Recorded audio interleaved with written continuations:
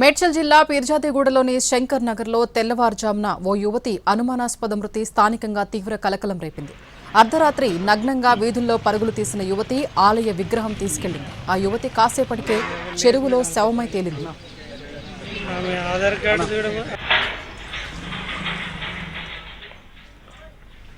చనిపోయిన యువతి తల్లితో పాటు శంకర్ నగర్లో ఓ ఇంట్లో అద్దెకు నివాసం ఉండేది. ఇంటి యజమాని ఆన్లైన్ యాప్ ద్వారా తల్లి కూతుళ్లకు అద్దెకు ఇచ్చాడని స్థానికులు చెబుతున్నారు. అయితే అర్ధరాత్రి యువతి తన తల్లిని ఇంట్లో నుంచి బయట నుంచి తాళం వేసి ఆ తర్వాత నగ్నంగా బయటకు పరుగులు తీసింది.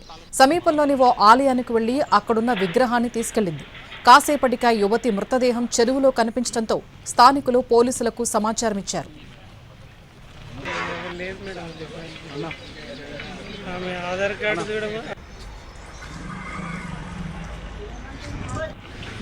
యువతి పరుగు తీసిన దృశ్యాలు సీసీటీవీలో రికార్డయ్యాయి. మృతదేహాన్ని పోస్ట్ మార్టం నిమిత్తం ఆసుపత్రికి తరలించారు పోలీసులు. అయితే యువతి ఎలా చనిపోయింది, ప్రమాదవశాత్తు చెరువులో పడిందా లేక మరేదైనా కోణం ఉందా అనే అంశాలపై పోలీసులు అన్ని కోణాల్లో దర్యాప్తు చేపట్టారు.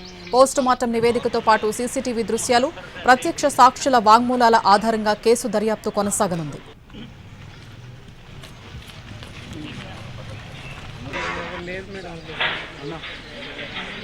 ఆధార్ కార్డు చూడమా.